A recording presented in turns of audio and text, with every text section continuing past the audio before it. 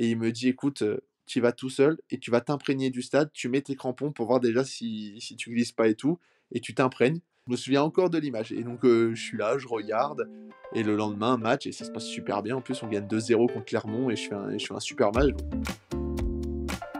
Salut à toutes et à tous, bienvenue dans La Voix des Gardiens, le podcast qui plonge dans leur univers.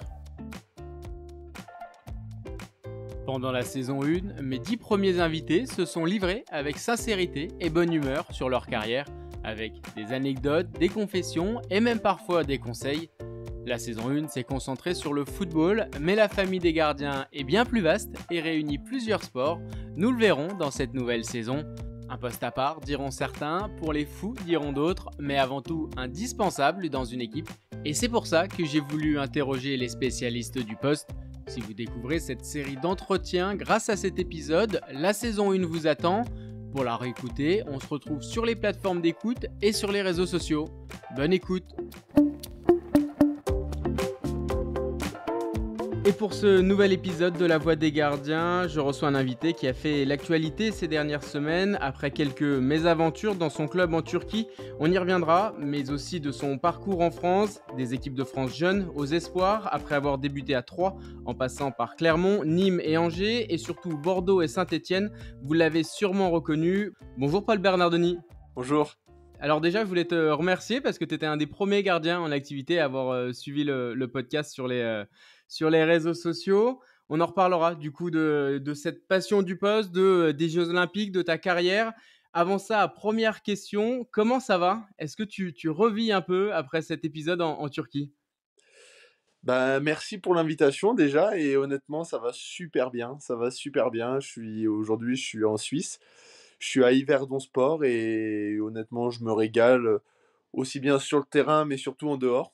En dehors, voilà, je suis, proche des montagnes comme j'aime, la nature et donc non, honnêtement, ça va très, très bien.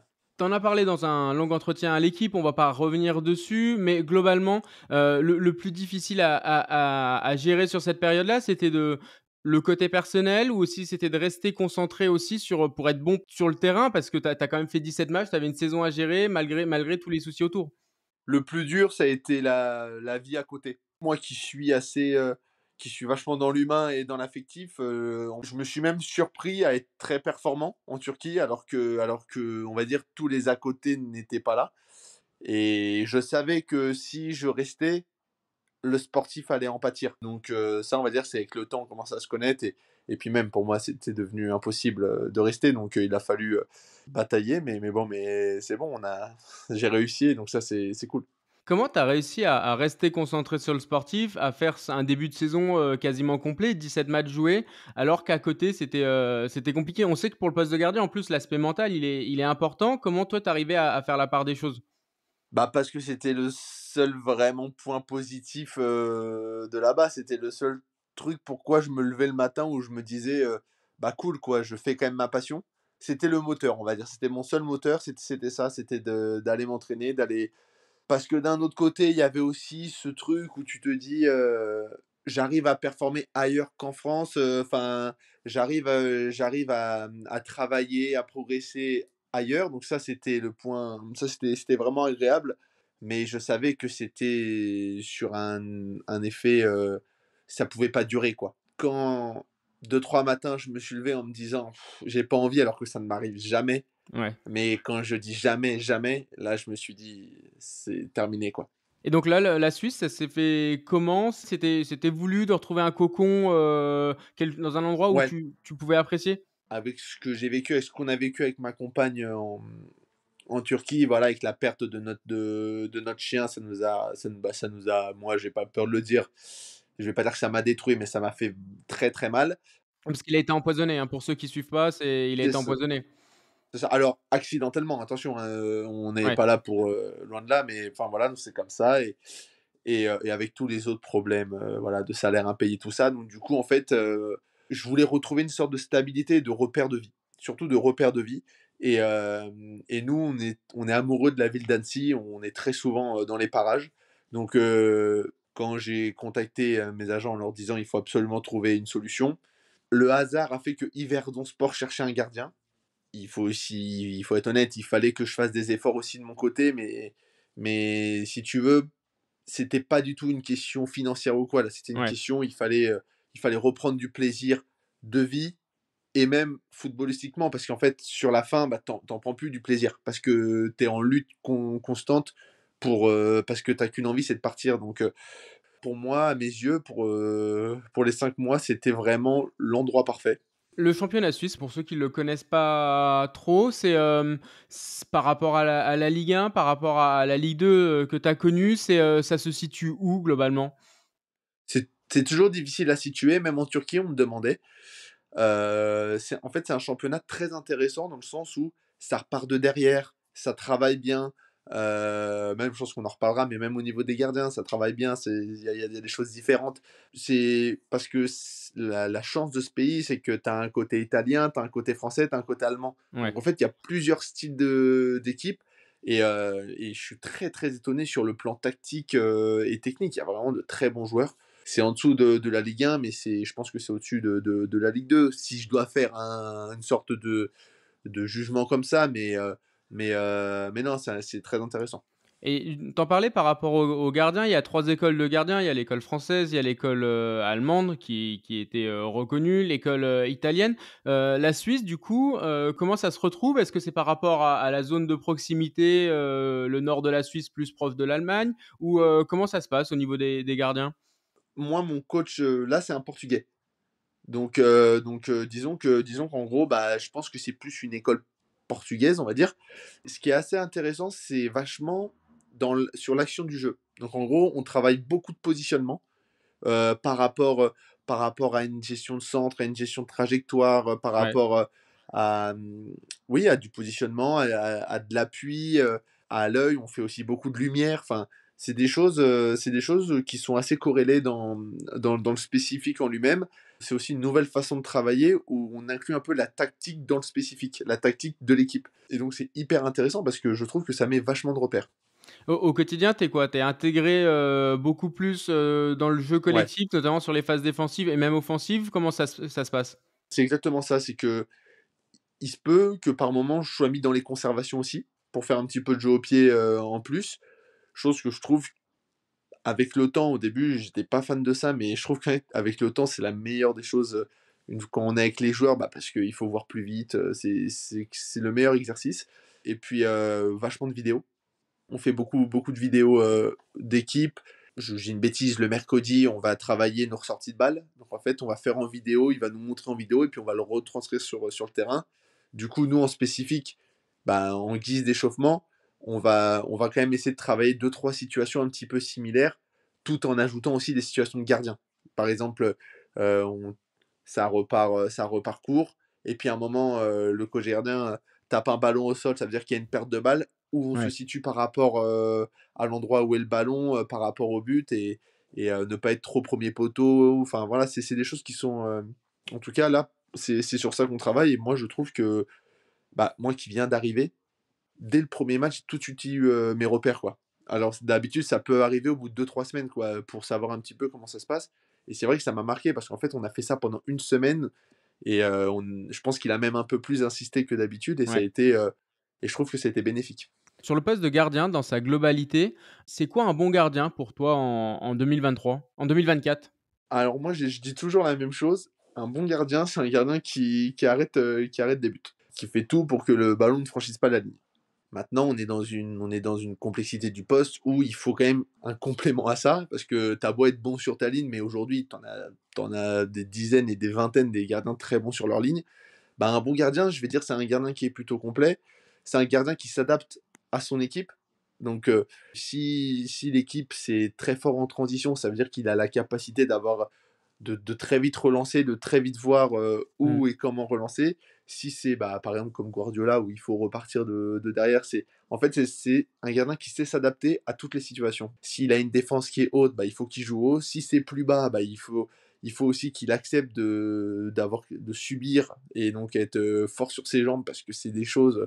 Quand tu subis tout un match, bah, tu as des jambes qui sont en feu parce que tu es constamment sur les appuis. Donc, enfin voilà, pour moi, c'est un gardien qui s'adapte.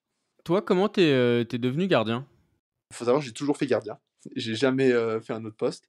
Je déménageais en Seine-et-Marne à Lieusaint et en fait, il fallait choisir un sport et j'avais choisi le foot et mes parents m'ont offert une paire de gants et de là, en fait, je suis tombé amoureux du poste. Mais vraiment et du coup, c'était sur, YouTube à regarder des vidéos de Grégory Coupé, de tous les gardiens, possibles, inimaginables, essayer de les imiter, à taper un ballon sur le mur pour travailler mes prises de balles, enfin voilà, c'était plein de choses comme ça, quoi.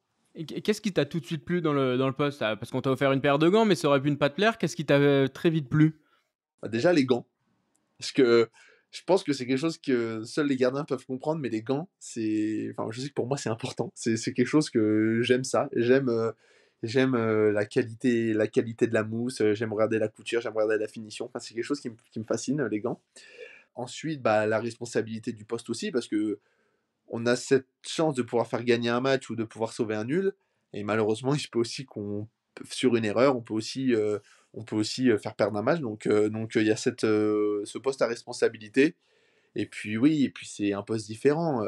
Puis je trouve que enfin voilà, on utilise les mains. Enfin, c'est quelque chose qui m'a toujours fasciné. C'est aussi un mélange de plusieurs sports aussi. Enfin, en soi, on peut imaginer que il peut y avoir un peu de rugby, il peut y avoir un peu de hand. Enfin, en fait, il peut y avoir tellement d'échanges de sports que je trouve que c'est le poste où il y a le plus de possibilités de travail.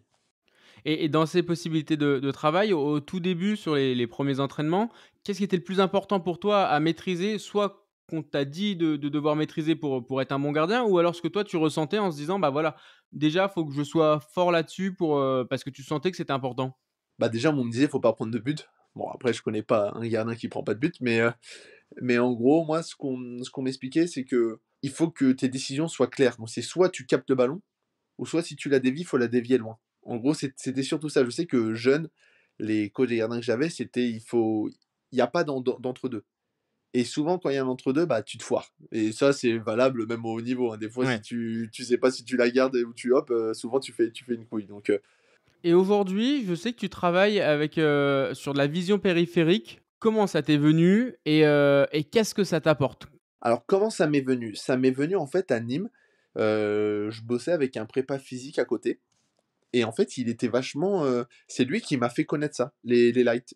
J'avais déjà vu deux trois images, mais j'avais jamais trop, et en fait, bah, on commence à bosser un petit peu la vitesse et tout au niveau des bras, on met un cache, sur un œil, et puis on essaye aussi de toucher pour bosser les 2 yeux.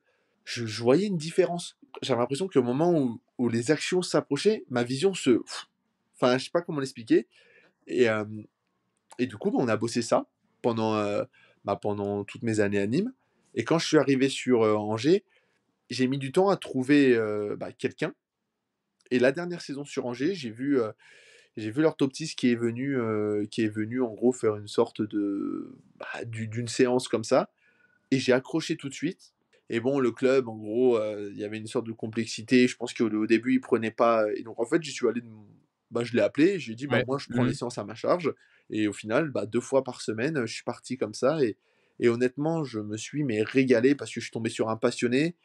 On a commencé à bosser, puis on a bossé sur de la vision périphérique avec le casque. Enfin, en fait, on a fait plein de choses et c'est vraiment quelque chose aujourd'hui, bah, là, vu que je suis parti en Turquie et là, on commence à refaire, de la lumière avec le coach des gardiens. Là, ça me fait du bien. Je pense que c'est quelque chose qui est propre à moi, mais j'aime travailler comme ça, je me sens bien quand je travaille ça. Quand tu es en match, tu sens que, tu vois plus vite certaines actions ou tu es plus focus sur certaines actions, c'est ça? Je switch plus vite dans les moments importants.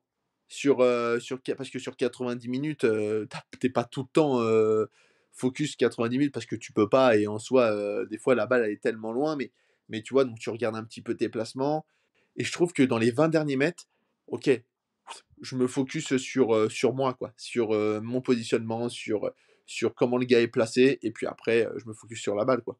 On va revenir sur ta formation, là, sur le début de ta carrière. Comment tu arrives à 3? Comment, tu es repéré? Ça se passe naturellement ou, au début, tu es pas forcément dans les joueurs les plus, repérés? Comment ça se passe? Ça se passe que je joue à Lieusaint du coup, en Seine-et-Marne dans 67 dans un tout petit club.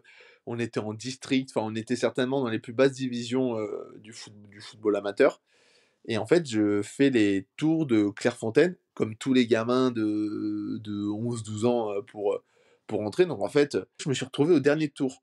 Et sur 4 gardiens, ils en prenaient 3. Et j'étais quatrième. Et si tu veux, ça a été une telle déception parce que pour moi, j'y étais. Mais bon, mais en fait, ils jouaient tous en nationaux, en DH, hein, les gars qui ont été pris. Et moi, j'étais le petit gamin du district. Et donc, si tu veux, j'ai pris une vraie claque. Et du coup, Mmh, bah, moi, ouais. je suis retourné au district. Et ça avait plus la même saveur parce que en fait, je pense que j'avais connu un truc tellement beau que et du coup, bah, j'avais dit à mes parents que je voulais arrêter le foot et que je voulais me mettre au vélo parce que je suis aussi un passionné de vélo et en gros, mes éducateurs se sont dit: «Non, c'est quand même dommage quoi, eux ont dû déceler quelque chose, peut-être en plus» et donc je pars en décembre, U13 ou U14 à l'Inas Montlhéry qui eux étaient en U14 nationaux et 3 mois après, je signe à l'Estac. Si je dis pas de bêtises, c'est Philippe Vaugeois qui me recrute et en fait, qui m'avait déjà noté parce qu'il m'avait vu, dans son carnet lors d'une, bah, certainement à Clairefontaine et en gros, à un match, je pense qu'il vient pas me voir moi et puis il se dit: «Mais ce gardien, il est pas mal» et donc il dit: «Mais je suis persuadé que j'ai dû le noter» et puis il regarde ses et puis après je pars en essai et ça se passe bien et puis je signe.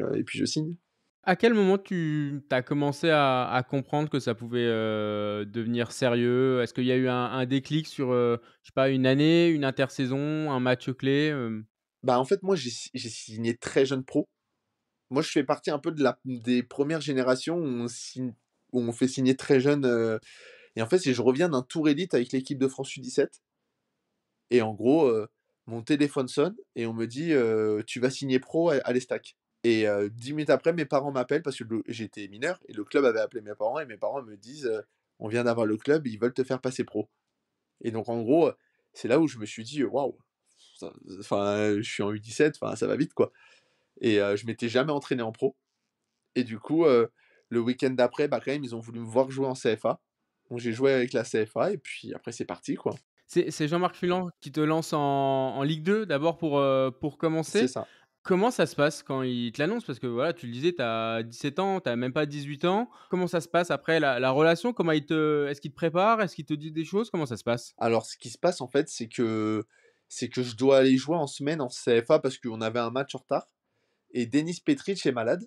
Mais sauf que moi, je faisais pas les bancs parce que l'entraîneur des gardiens, Olivier Tinguery et Furlan, bah, disait: «À 16 ans, ça sert à rien de faire des bancs, faut jouer».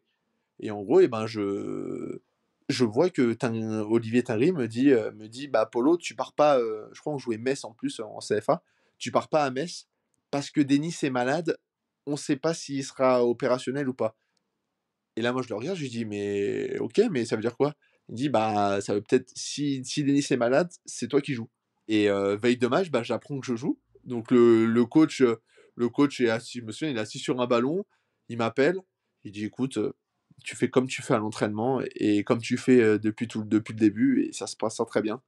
Et bah, moi, je dis: «D'accord» et puis, je me souviendrai toujours Olivier Tinry qui me dit, «Prends tes chaussures» et parce qu'en fait, à l'Estac, on s'entraîne ou dans le stade. En gros, on peut avoir accès au stade Ouais. et il me dit: «Écoute, tu y vas tout seul et tu vas t'imprégner du stade, tu mets tes crampons pour voir déjà si tu glisses pas et tout et tu t'imprègnes» et je me souviens encore de l'image et donc je suis là, je regarde et le lendemain, match et ça se passe super bien. En plus, on gagne 2-0 contre Clermont et je fais un super match et donc voilà, c'est parti comme ça, quoi. Et dans le stade, parce que ça aurait pu t'impressionner quand tu vas dans le stade vide la veille et tout, mais toi, c'était plus pour visualiser, pour, avoir un temps d'avance, pour pas que ça soit la première fois où tu le découvres le lendemain, jour de match? Honnêtement, j'y suis allé parce que parce qu'Olivier m'a dit d'y aller, hein. J'y suis allé, je dis: «OK, j'y vais».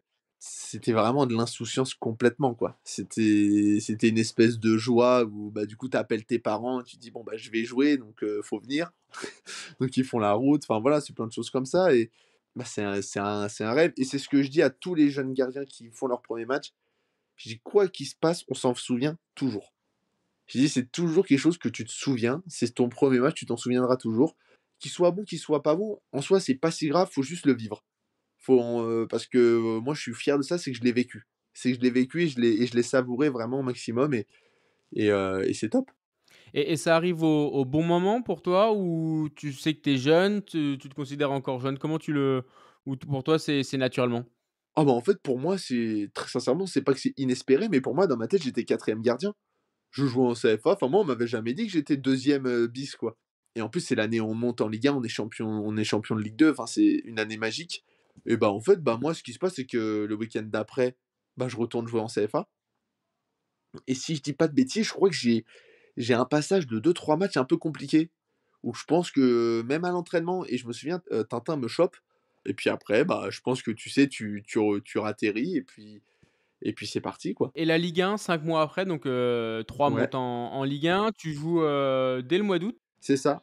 Denis est blessé, je débute et donc après Denis revient et puis on a des résultats compliqués, puis après ça y est, je suis totalement lancé, je crois au bout de 6 ou 7 matchs. Et donc pareil, pas d'appréhension quand tu es en Ligue 1, là, ça se fait naturellement aussi, Honnêtement, non. Non, pas d'appréhension, non, parce que, bah, je me dis: «Bah, dans tous les cas, je joue en Ligue 2, ça s'est bien passé». Bah, en Ligue 1, je vois que ça va plus vite, mais en fait, je me dis: «Bon, bah, dans tous les cas, l'équipe est en difficulté, donc je risque d'avoir des arrêts à faire». En fait, j'avoue que je pense plus à, parce que c'est vrai que j'avais beaucoup de frappes, quoi, donc en fait, je savais que j'allais avoir des arrêts à faire et qu'il fallait que je les fasse, donc mais non, je me prenais, honnêtement, c'est vrai que je me suis jamais posé cette, question-là, quoi. à 3, tu as rencontré, quelqu'un qui avait, une question à te poser pour cette question mystère. Je vais la faire écouter et puis après tu y répondras. Salut Polo, avec Théo, on avait une petite question à te poser.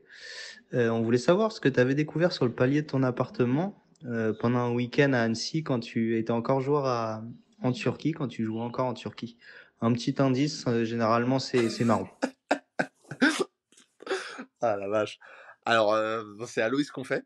C'est Aloïs qu'on fait et Théo, c'est Théo Couturier. En gros, on était tous les 3 tout le temps ensemble au centre de formation à l'Estac et on est aujourd'hui, comme je dis, en fait, on est comme des frères donc ça a été mes 2 témoins de mariage. En fait, on a gardé cette relation, très, très forte et fusionnelle, hein, d'ailleurs. On est au courant des moindres trucs, enfin, bon, ça, c'est une relation qui est sublime.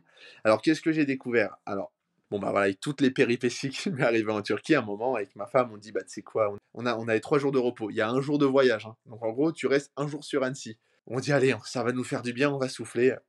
On arrive à Annecy, devant notre palier et je dis à ma femme, je dis: «Putain, ça pue». Enfin, je dis: «Ça pue». Vraiment, j'ouvre la porte, toutes les chiottes de tous les appartements au-dessus, tout a explosé chez nous.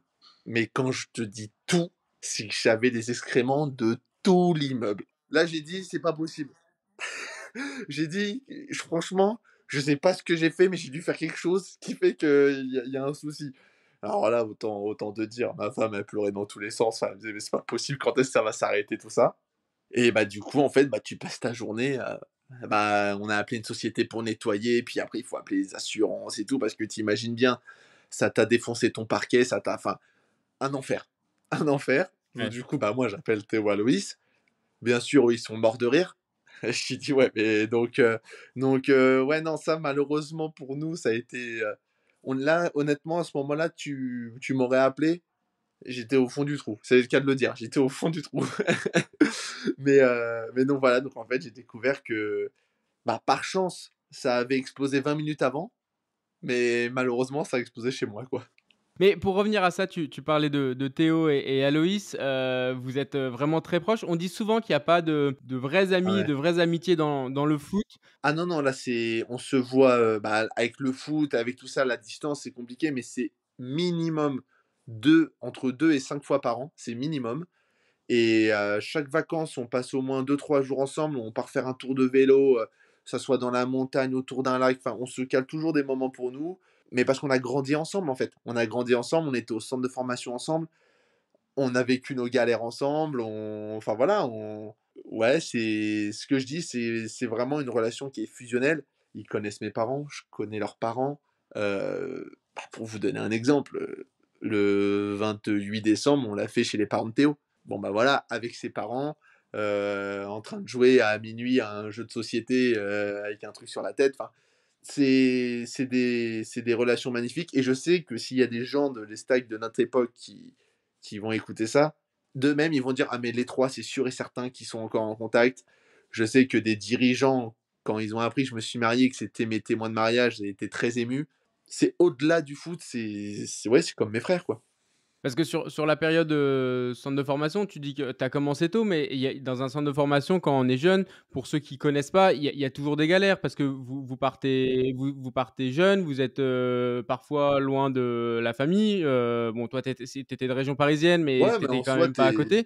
t'es Le pas chez le toi, hein. le centre de formation, c'est difficile. Bah, pour te donner un exemple, heu, il y a un ancien, du coup, coéquipier qui était avec moi à l'Estac, Gabin Javel, et qui, lui, est parti au bout d'un an. Moi, il m'a expliqué, il m'a dit: «Bah, ouais», il m'a dit, «C'était compliqué aussi», et franchement, on en a vu, mais je pense tous les gars qui ont fait des centres de formation, je dirais, moi, j'en ai vu 5 ou 6 partir en cours d'année. On va revenir à Troyes, donc il y a la cette saison, en Ligue 1. Tu pars au bout Ouais. de 6 mois. Pourquoi tu fais ce choix? Bah, parce que j'ai pas eu le choix, parce que l'Estac avait besoin de sous, et en gros, ils me vendent le dernier jour de mercato parce que c'était, a priori, c'était très compliqué.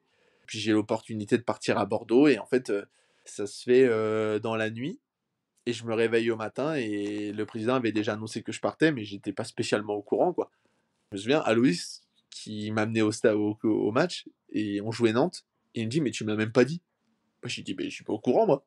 Je lui ai dit, et du coup, je fais quand même le match contre Nantes, et puis après, dans la soirée, je pars à Bordeaux, parce que le lendemain, c'était la fermeture du mercato, quoi. Donc ça se fait à une vitesse folle. C'est Bordeaux qui est en Ligue 1. C'est ton premier transfert. Tu arrives avec quel statut et comment tu le digères? Là, ça a été, j'étais très jeune, hein, j'avais 18 ans. Ça a été, bah, le premier vrai, coup dur, de ma carrière, hein, parce qu'en fait, je fais 7 matchs avec Bordeaux. C'était avec, Willy Sagnol, et quand Willy Sagnol a été viré, en gros, moi, ils m'ont sorti de l'équipe. Mais il faut être honnête, sur 7 matchs, franchement, je pense que j'ai dû être bon 2 matchs et 5 matchs mauvais. Et puis, en fait, si tu veux, à l'heure d'aujourd'hui, ça serait à refaire. Je pense que ça se passerait très, très bien. Parce que j'ai été tout timide, bah, moi, les 3 quarts des gars, je les regardais à la télé, 3 mois avant. Si tu veux, j'étais hyper timide, et dans tes questions avant, tu te dis: «Est-ce que tu te posais des questions ou quoi?» Bah, c'est la première fois de ma carrière où je me suis posé des questions en rentrant sur un terrain. Alors que j'ai jamais fait ça, et c'est vrai, je me souviens, je rentrais sur le terrain, je vais pas dire, je me disais: «Qu'est-ce que je fais là?» Mais c'était compliqué parce que, bah, en fait, tu quittes ta famille pour le coup. Je quittais Troyes où j'étais surprotégé ou quoi, et je me souviendrai toute ma vie de ça, mais bon, après, c'est comme ça. Je joue le premier match contre Lyon, on perd 3-0, et je fais une faute de main sur un but et tout, et c'était un peu le début des réseaux sociaux, Ouais. et je sais pas pourquoi, je vais sur les réseaux sociaux, à ce moment-là, et je me fais fracasser, et puis bien sûr, au lieu d'enlever ton application, bah, tu lis tout. Donc déjà là, c'était pas super, et je rentre à l'hôtel, et je sais pas pourquoi j'allume la télé, ça met l'équipe 21, et je vois ma tête, et je me fais fracasser pendant 10 minutes. Il y avait juste un gars qui essayait de me dire: «Bah, il est jeune, on l'a mis, là», enfin voilà, Ouais. et moi, comme un débile, j'étais assis et j'écoutais et j'écoutais. Maintenant, avec le recul, je sais que c'est ça qui a fait que, en gros, ça m'a totalement, tu sais, ça m'a scié, quoi. Mais aujourd'hui, ça a permis de savoir me protéger surtout. Du coup, ça a été compliqué, et quand je suis parti de Bordeaux, je me suis juré un truc, c'est de ne plus jamais subir ce genre de situation. C'était quoi qui était difficile? C'était d'arriver dans un club un peu plus huppé que Troyes, ou c'était de changer d'environnement, changer de ville, changer de cadre de vie, et ça aurait pu t'arriver n'importe où ailleurs que dans un club qui était un peu moins huppé que Bordeaux? Je pense que c'est changer d'environnement, changer de vie, et puis mine de rien, c'est que tu viens prendre la place d'un idole, à ce moment-là à Bordeaux. C'est que tu viens reprendre la place de Cédric Carrasco qui était blessé, à ce moment-là, et donc en fait, bah, les gens pour eux, c'est si tu prends la place, tu dois être meilleur, et vu que j'ai pas été bon, bah, en gros, on m'a on m'a «tiré dessus» entre guillemets, quoi, donc bon, voilà, après, j'ai pris deux trois coups par derrière aussi, et puis c'est comme ça, et puis j'ai appris. Et puis après, moi, il a fallu, en gros, cette étape, bah, parce que j'ai pas joué, mine de rien, pendant un an et demi, en gros, et ça a été très, très compliqué, et c'est pour ça que quand je te dis qu'en fait, mon fil rouge, c'est jouer, c'est que après ça, je suis allé voir le club pour leur dire je veux être prêté ou je veux partir. Ils m'ont dit oui, mais machin. J'ai dit non, non. J'ai dit moi, j'ai dit maintenant, je veux jouer. Peu importe le niveau, je veux jouer. Je devais partir à Boulogne-sur-Mer en national, qui était en national à ce moment-là. Et, euh, et en fait, j'avais fait le banc Ligue 1 à Nancy. Dans la nuit, je vais récupérer mon chien qui était en garde. Donc je vais récupérer Bernie. Je rentre chez moi, je fais mes valises de nuit. Enfin, et parce que le lendemain, je vais dire au revoir à tout le monde au vestiaire en leur disant je pars en prêt, machin, à Boulogne-sur-Mer en national. Et je me souviens de Nicolas Palois et tout qui me dit bah au moins tu vas jouer, t'as raison, machin. Je prends la route. Le coach de Boulogne-sur-Mer m'appelle, alors que je l'avais eu avant, pour me dire au début je vais pas te faire jouer, machin et tout. Et moi je dis bah attendez, non. J'ai dit moi si je viens c'est pour jouer quoi.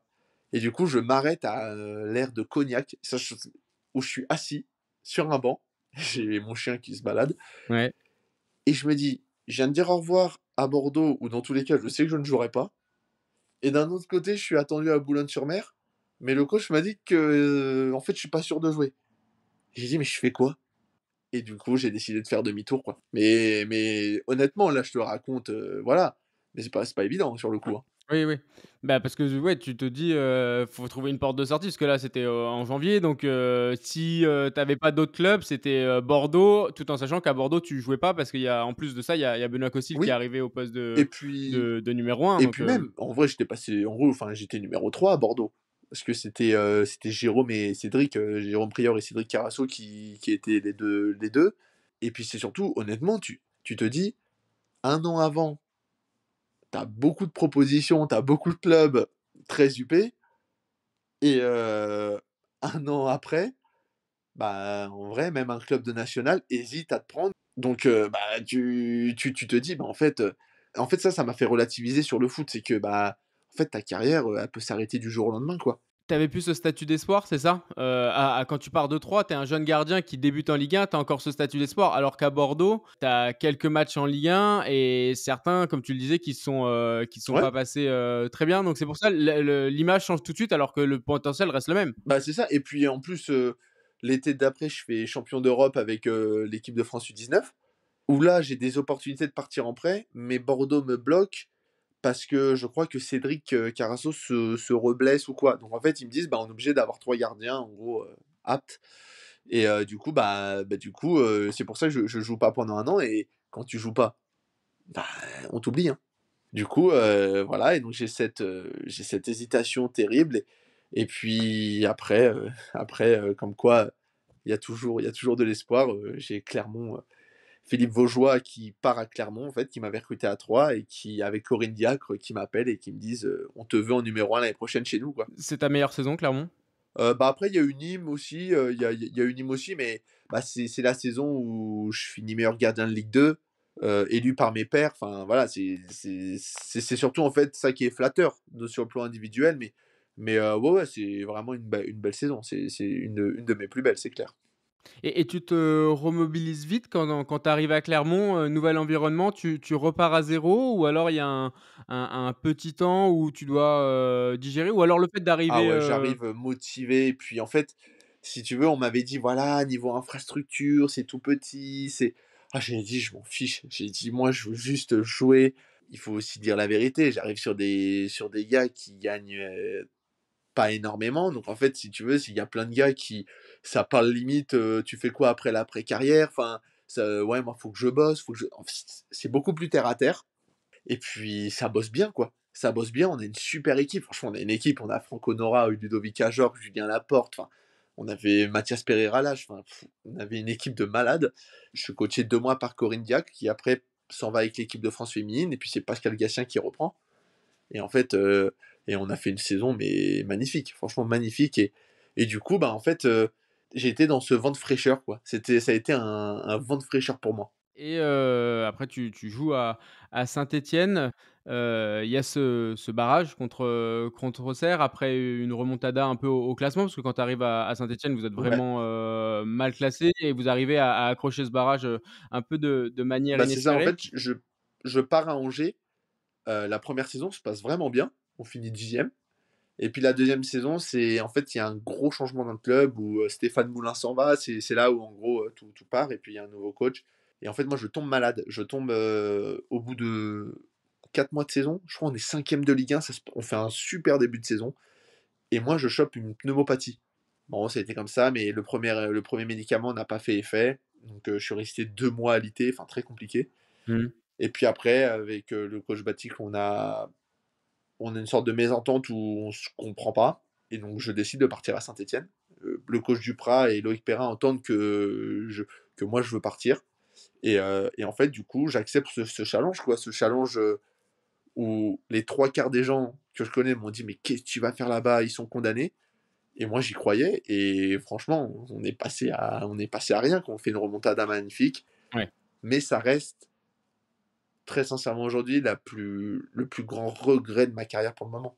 Cette séance de penalty, enfin ce Ouais, barrage ouais, et ouais, ouais, ouais, ce séance de penalty. très sincèrement, tu peux passer du héros à celui où on va pointer du doigt parce que les gens ils disent non, on m'a pointé du doigt alors que quand tu regardes tous les matchs que j'ai fait avec Saint-Etienne et tous les points que, mine de rien, quand j'ai joué, bah, mine de rien, c'est quand même été positif. Mais sauf qu'au final, il y a cette descente et on retient que ça. Voilà, c'est le jeu, c'est comme ça. Et au final, quand il pense, ça m'a fait plus de mal que de bien. Mais c'est comme ça. C'est l'ingratitude du poste? Plus qu'un autre poste, un milieu de Oui, terrain, oui, un bah parce attaquant, que un un poste défenseur? à responsabilité. Mais d'un autre côté, c'est aussi pour ça qu'on aime ce poste-là. Mais c'est vrai qu'il y a des moments, ça peut être très douloureux. Et je vais pas le cacher, je vais pas dire non, cette séance de tir au but, elle me fait mal, elle m'a fait mal. Là, ça commence à passer, mais très sincèrement, ça me fout les boules. Ça me fout les boules. Moi, je suis le premier, quand je vois Saint-Etienne en Ligue 2, ça me fout les boules parce que je me dis, c'était moi qui était dans le but. Et si tu fais la séance de péno de ta vie, ça peut peut-être changer la donne. Elle t'a longtemps tracassé Oui, cette oui, oui, séance? oui, oui. Au moins 6 mois, j'y pensais tous les jours. Une qui m'a fait mal aussi, c'est assez étonnant, c'est l'année dernière du coup, et on fait un match en Coupe de France contre Nantes, parce qu'on passe au péno contre Strasbourg, où j'arrête un péno. Donc là, autant te dire que moi qui vais pas sur les réseaux, mais les gars du vestiaire, ils me disaient: Paul, tu te fais mais démonter, parce que bah, les gens ils disaient: mais t'aurais pas pu faire ça, bah, tu sais, si j'avais choisi, bah, bien sûr que si, j'aurais pu. Parce que les gens te disaient, les supporters de Saint-Étienne te disaient: «Là, tu as arrêté des Ouais. pénaltys avec Angers, mais quand nous on était en barrage, tu l'as pas Bah fait». ouais, il y a eu beaucoup a priori, il y a eu beaucoup de messages, parce que moi, vu que je regarde plus les réseaux, donc bon, tu sais, après, ouais, pour le coup, c'est débile, parce que tu dis: bah ouais, mais moi, si j'avais pu, j'aurais fait quoi. Et du coup, en fait, on fait un match contre Nantes en coupe, et très sincèrement, je fais un énorme match, et on arrive à la séance de péno. Et putain, on perd au péno. Et je sais pas pourquoi, mais sous la douche, j'avais une espèce de boule là, où je me disais: mais je m'en voulais, tu vois? Alors que en soi, Ouais. enfin, tu vois, c'est comme ça. Et c'est là où je me suis dit: «C'est que tu l'as pas encore digéré totalement cette séance de péno, quoi», tu vois? Pendant toute, cette carrière en club, il y a eu, en parallèle, les sélections de jeunes en équipe de France, de U17 à jusqu'aux Ouais. espoirs. Tu disais que plusieurs fois, tu avais fait des tours élites et c'est des moments où tu avais eu des petits déclics. L'équipe de France en jeunes, quand vous êtes, voilà, au sein d'un centre de formation, même avec les autres gardiens, comment, vous la gérez? Comment vous l'appréhendez? Comment toi tu voyais ça, l'équipe de France? En un mot, incroyable. Moi, c'était un honneur, mais tellement dingue de jouer pour l'équipe de France. Et si tu veux, quand j'ai plus eu l'âge d'être en espoir, ça m'a fait bizarre, les trêves internationales. Parce que moi, depuis Ouais. U17, je faisais toujours des saisons limite à 45-50 matchs. Parce que bah, tu joues tout le temps avec les sélections et tout. Et ça me faisait bizarre. Et souvent, les gens, ils te disent: non, mais tu rigoles, tu peux avoir 4 jours de repos, tu te fais un week-end. Et moi, je disais: mais je m'en fous de me faire un week-end. Moi, je veux aller jouer avec l'équipe de France. Enfin, et puis, tu vas dans des pays, tu joues avec des joueurs incroyables. Enfin, tu joues contre et avec des joueurs incroyables. Et puis même, tu vois autre chose, tu travailles différemment. Tu parlais de joueurs incroyables avec qui tu jouais. Tu as joué avec, Kylian Mbappé en équipe de France, notamment avec, l'Euro U19 en 2016. Avant qu'il soit connu en pro, quand toi tu jouais avec en sélection de jeunes, qu'est-ce qui t'a bluffé? Qu'est-ce que sur le joueur en lui-même, toi en tant que gardien, par rapport à l'attaquant qu'il était? Bah, ce qui m'a bluffé, c'est surtout que bah, le mec, en match, il est toujours décisif, quoi. C'est que je me souviens encore, quand on est champion d'Europe, parce qu'on va se qualifier en Serbie, un match, mais le match, franchement. c'est le traquenard, pas possible. On est à 0-0, on subit et lui, il va te mettre un but angle fermé, tu sais pas ça sort d'où et tu gagnes 1-0 et en fait et puis après, après pendant l'Euro, il a survolé, quoi. Mais c'était plutôt ça, en fait, c'était que, bah, il a des fulgurances qui sont au-dessus de la moyenne, quoi. C'est surtout ça. Et entre ce mois de compétition et après quand tu as pu jouer contre, lui en Ligue 1, sur quoi il avait évolué? Et est-ce que toi tu avais des choses en tête en tant que gardien? Tu savais comment il pouvait agir et c'était un avantage pour toi? Là, vraiment sur le poste de gardien? Je savais qu'il allait à une vitesse folle et on parle souvent de la spéciale Mbappé où, tu sais, il rentre et puis il la croise pas vraiment, mais tu vois, souvent il prend le gardien un peu à revers et je trouve que celle-là, il l'a peaufiné au fur et à mesure. Il l'a vraiment peaufiné et je me souviens d'un match à Nîmes, où le premier face à face, je lui sors parce que mon coach gardien l'avait analysé et me dit: «Laisse toujours traîner ton pied parce qu'il est surprenant et souvent il va te la croiser, donc laisse traîner ton pied.» Et je me souviens que premier ballon, il arrive face à moi, je vais pour aller à gauche un peu pas dans une croix, mais tu vois, un peu essayer de prendre le maximum d'espace Ouais. et je sais pas pourquoi, je pense au dernier moment, je me dis: «Je vais quand même laisser traîner le pied», alors c'est pas académique et bah bingo, et bah je la sors, et il vient me voir, il dit: «Putain, je croyais que j'avais marqué.» Et bah, tu sais, moi je lui dis: «Bah non, enfin bon après il a marqué, mais ce que je veux dire c'est que je trouve qu'avec les années et même en termes de finition, il progresse d'année en année, quoi. On est dans une, année olympique. Tu as fait Ouais, les JO avec, l'équipe de France en 2020. 2021, enfin Ouais, 2020-2021, oui voilà 2021 avec, parce qu'avec le Covid. les JO même, pour, les footballeurs, est-ce que c'est, quelque chose de particulier? Je souhaite à tout sportif et à tout footballeur de vivre des JO.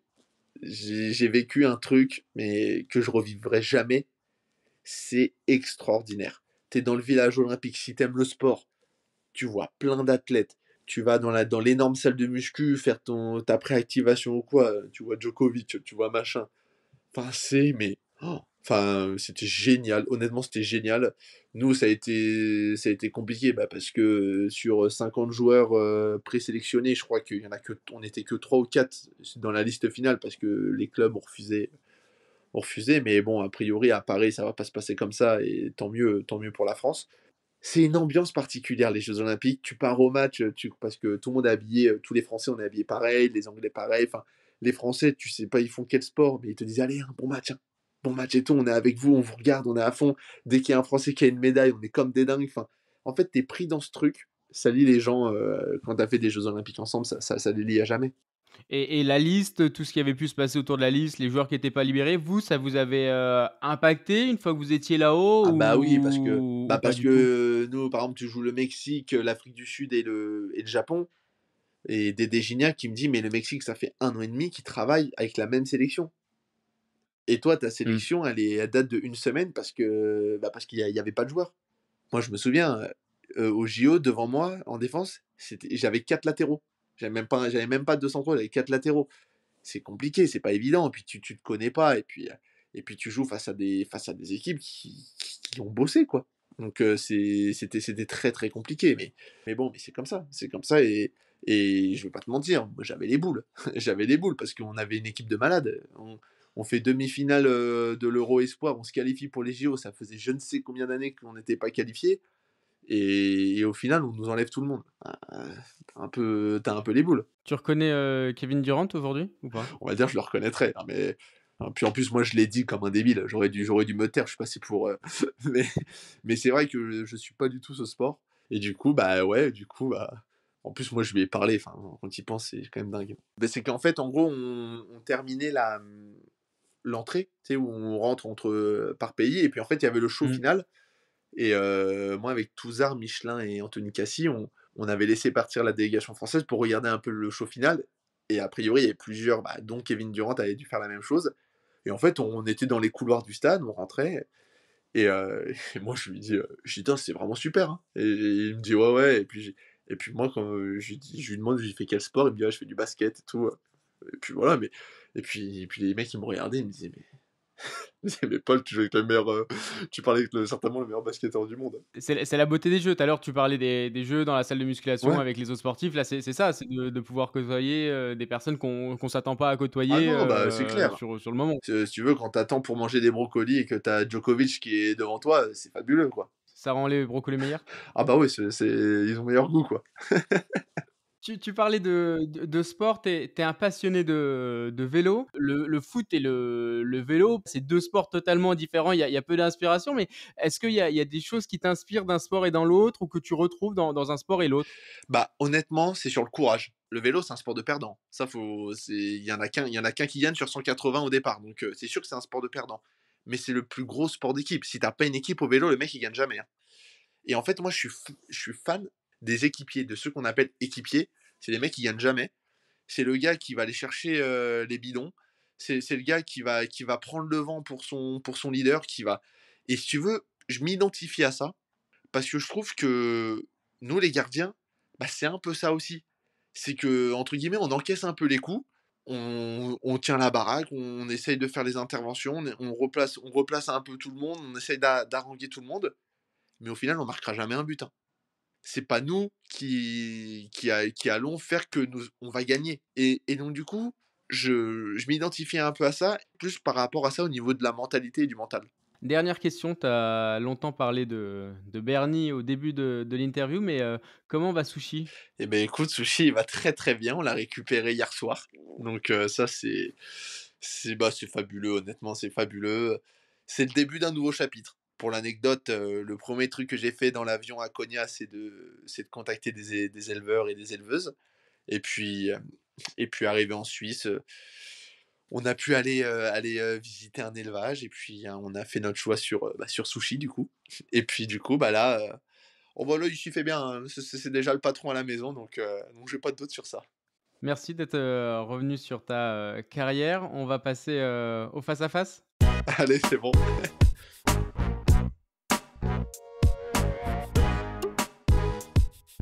Ton plus bel arrêt?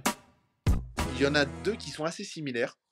Il y en a un contre Montpellier avec Nîmes à la dernière seconde où sur un coup franc qui rentre, dans l'axe, je peux pas y aller et en fait le mec il met la tête et à part ras du poteau et puis je m'étends et je la sors bout des doigts. Et avec Saint-Étienne aussi contre Brest à la dernière minute, on gagne 2-1 face à Brest. Pareil, centre et en fait le mec il met la tête et tout Brest célèbre et puis moi en fait je m'étends pareil et je la sors, bout de doigt et on gagne 2-1. Et c'était dans cette période de remontada où c'était hyper important, quoi. Le match où tu t'es senti le plus fort? À la fin de Saint-Étienne-Nantes, j'avais beaucoup de fierté parce que, bah, mine de rien, avant le match, si tu perds, tu descends directement en Ligue 2. Et si tu fais match nul au moins, bah, tu as encore une chance d'espérer. Et c'est quand même des matchs à enjeu énorme et à pression énorme. Et je suis sorti de là en me disant, les gars, ils me disent, putain, Polo, putain, costaud et tout. Et je me suis dit, bah ouais, c'est aussi pour ça que je fais ça, quoi. C'est pour vivre des moments comme ça. L'attaquant le plus coriace? Il y en a eu, hein. Il y en a eu. Parce que si je dis Mbappé, c'est trop simple ou quoi. Il y en a un. C'est un truc de fou. Quand on jouait contre Bordeaux, à chaque match, il m'en mettait un. C'était Josh Macha. Ce qui te fascine chez les gardiens? Ce qui me fascine, c'est. Si je prends mon exemple, à 26 ans, j'ai l'impression que j'ai tellement encore à apprendre. Que en fait, ça évolue constamment. Le geste que tu préfères? J'aime bien les manchettes, les déviations. J'aime bien ça. Ton modèle? Grégory Coupé. L'entraîneur qui comprenait le plus le poste de gardien? Je dis comme ça, je dirais Pascal Gatien. Il venait faire le second frappeur des fois. Des fois, il venait pendant les spé, c'était génial. Le conseil que tu donnerais au Paul Bernardoni né à Ivry? Garde l'insouciance et prends du plaisir et garde toujours ce plaisir et cette insouciance parce que t'as besoin de ça. Merci d'avoir accepté Merci d'être à toi. le nouvel épisode du podcast. Merci d'être revenu sur ta carrière. Bah non, bah merci à toi, c'était un plaisir. Bonne fin de saison avec Yverdon. C'est gentil, merci. Merci à vous également de nous avoir écoutés. J'espère que l'épisode vous a plu. Si c'est le cas, je vous laisse également découvrir les 10 premiers invités de la saison 1 Et puis n'hésitez pas à parler du podcast autour de vous, à vos coéquipiers, à vos amis pour l'encourager et lui donner un maximum de visibilité, mais aussi à le partager sur les réseaux sociaux, le noter, le commenter sur les plateformes d'écoute. C'est important pour que la voix des gardiens résonne encore plus et qu'un maximum de passionnés plongent avec nous dans l'aventure.